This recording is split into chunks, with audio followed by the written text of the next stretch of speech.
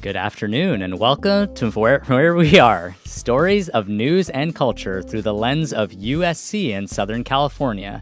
I'm Karan Loda coming to you live from Studio B in USC Annenberg's Media Center. And I'm Maricruz Villalobos. It's Tuesday, October 7th. On today's show, faculty and students fire back at President Trump. The USC community marks the second anniversary of the October 7th attacks. And Doug Emhoff talks about today's fraught legal landscape. All that and more on From Where We Are. But first, today's headlines. It's been nearly a week since the government shut down. Airports across the U.S. are experiencing delays, and air traffic controllers are in short supply. Students planning to travel for fall break should expect longer than usual wait times and possible cancellations. The Supreme Court heard a case regarding conversion therapy today. A therapist claimed her First Amendment rights were violated as Colorado laws prevent conversion therapy on minors. The court's decision, expected in June, could have effects on laws related to gender and sexual orientation in over 20 states. President Trump indicated that some federal workers may not automatically receive back pay when the government reopens. A draft White House memo leaked to the press suggested that only employees deemed essential would be entitled to this pay.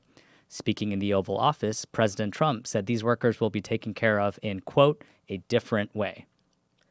It's National Taco Day! On the first Tuesday of every October, we celebrate one of LA's favorite dishes. Taco happy hours take over the city as Angelinos get ready to debate over red or green salsa.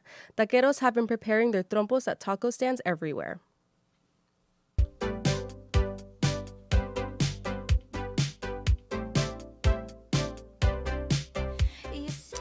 Last week, the Trump administration sent USC and 8 other universities a, quote, compact for academic excellence. The government is offering these schools federal funding in exchange for adopting tight restrictions on international admissions, tuition, hiring, and more.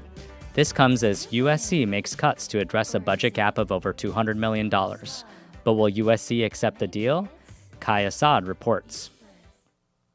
The University of Southern California is among a handful of universities in the spotlight as these schools weigh a controversial offer from the Trump administration. The U.S. Department of Education's offer to USC, Vanderbilt, UT Austin, and other universities involves a so-called compact that the schools are being asked to sign on to.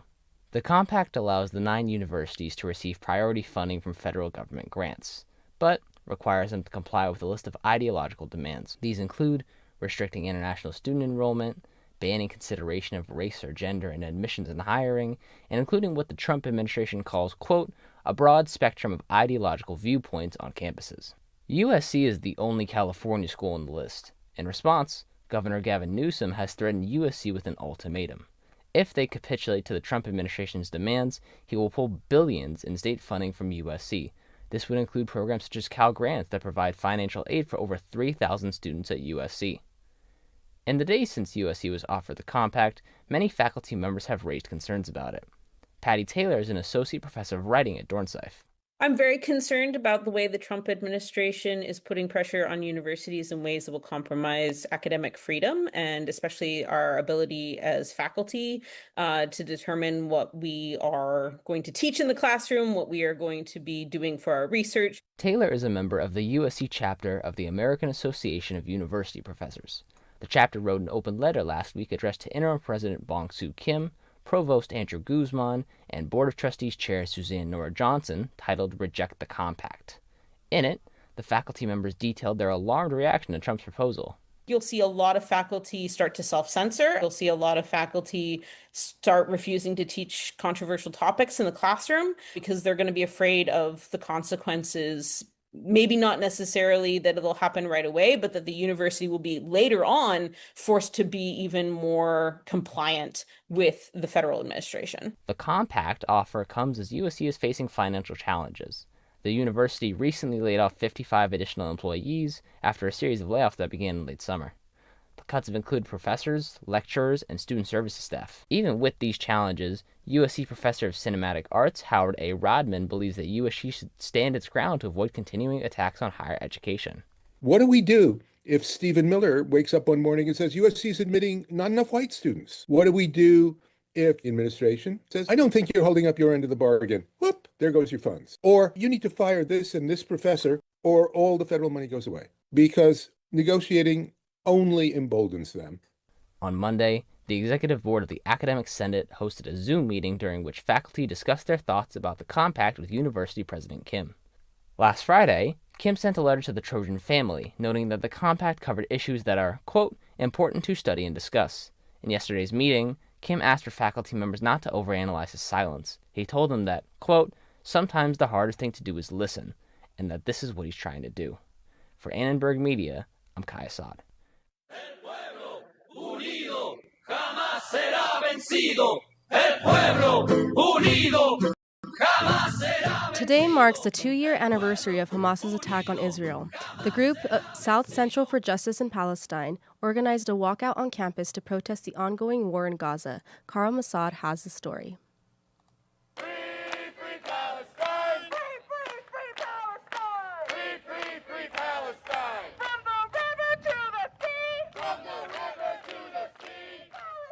Students gathered near Tommy Trojan today to protest the university's complicity in Israel's attack on Gaza. The protest demanded that the university divest from all companies associated with the current onslaught on Gaza. About 25 students attended. The media liaison for SJP, who wishes to stay anonymous, directed his message to the USC administration. So, time and time again, we've seen that their behavior has remained the same, whether it was Byung-Soo Kim or Fol. They invest in genocide, they ignore its victims, and they continue to sweep the most disenfranchised, the most dispossessed, and the most vulnerable in our communities under the rug again and again and again. SJP believes that as long as students pay tuition, they should have a say in what their money is allocated towards. Your peers are being murdered. If you're a human, your flesh and blood is being murdered in Palestine, in Gaza, and we all have a duty to speak up. We have a duty to speak up, and we have a duty to make ourselves heard, to demand that our money, that our resources don't go towards genocide, and in fact goes towards life, not death. That's what we have to say. Noah Razak watched the protest from a distance, wearing a hat with a Jewish star and Israeli flag. Razak, who is a biological sciences major, said he believed that the protest constituted a threat to Jewish safety on campus.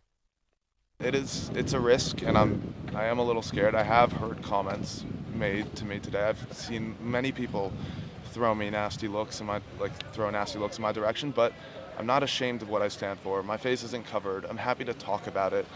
I'm not going to stand there and chant slogans and things that are meant to intimidate the Jewish student body, but I understand that there is risk to me walking around wearing my hat. Some other students found the protest insensitive to the Jewish community, especially since today marks the start of Sukkot, a Jewish holiday. Protesters would disagree. Here is the SJP media liaison again. I think it's a bit insensitive to say nothing after 2 years of a genocide, to not denounce a genocide after 2 years. You have seen, at the very least, 70,000 direct deaths from this genocide. The protesters handed a list of their demands to an employee at the administration building, ensuring at least symbolically that the school is aware of where they stand. Meanwhile, in Egypt, indirect talks are currently being held between Hamas and Israel that could bring a long-awaited resolution to this war. For Annenberg Media, I'm Carl Massad. To learn more about the ongoing peace talks, tune back in tomorrow to listen to Carl's interview with UCLA historian and Middle East expert James Galvin. We'll have it for you here on From Where We Are.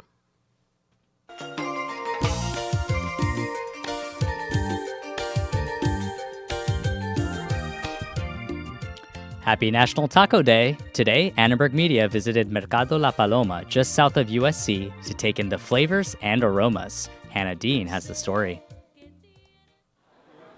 In the south-central Mercado La Paloma, with its high ceilings, long wooden tables, some with ceramic mosaics on them, and on the walls, posters showcasing local upcoming community events, Fabiola Sanchez takes a break to savor a taco. So when I came here, I got surprised because I didn't know that this place exists. She feels at home here now, which is good since she's the manager at Chichen Itza, one of the 6 restaurants here in the Mercado, 4 of which proudly serve tacos. We asked Sanchez which taco she recommends for those celebrating Taco Day. Cochinita pibil is the traditional dish from Yucatan, so it's braised pork. We serve with the tacos, we serve the cochinita and pickled onions on top. We took her advice. Can we get an order of those, please? National Taco Day began in the 1960s with Roberto Gomez in San Antonio, Texas, when he and other restaurant owners declared the week leading up to Cinco de Mayo National Taco Week. Then, in 2009, restaurateurs moved National Taco Day to October 4th. And just last year, Taco Day was moved to the first Tuesday in October. You can guess why. Taco Tuesday. So that means double the tacos, right? Mercado La Paloma is always packed. Even so, there seems to be a constant flow of newcomers, all looking to find the best taco. We spoke with David Lee and his family, who had just ordered at Holbosch. Because I got a article mentioning that it made it to the top 50 best restaurant in North America, and it's the only one that's child friendly. I think we're gonna try the Campachi taco. We're doing the shrimp taco. I'm also ordering the uni, the sea urchin, and agua chili, I think. Yeah. And many of these newcomers become regulars, just like Luke Hildebrandt did. Oh yeah, I come here all the time. Yeah, I've been coming here years. It seems no one can get enough of tacos at La Paloma or wherever you are.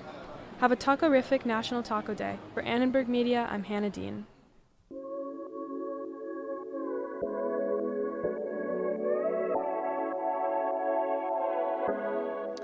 I'm Maricruz Villalobos. We're glad you're with us on From Where We Are. And I'm Karan Loda. It's 11 minutes past the hour. Coming up, we hear the voices of the trans chorus of Los Angeles, and we speak with the former Second Gentleman of the United States.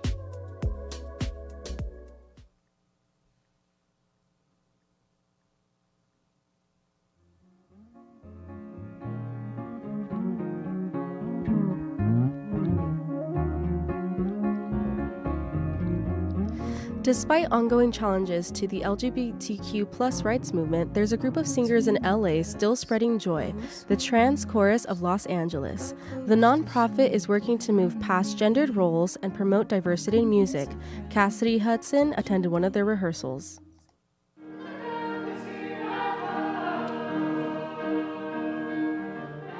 Inside of the Connie Norman Transgender Empowerment Center in West Hollywood, a handful of TCLA choristers are practicing for their performance on August 30th at the Renberg Theater.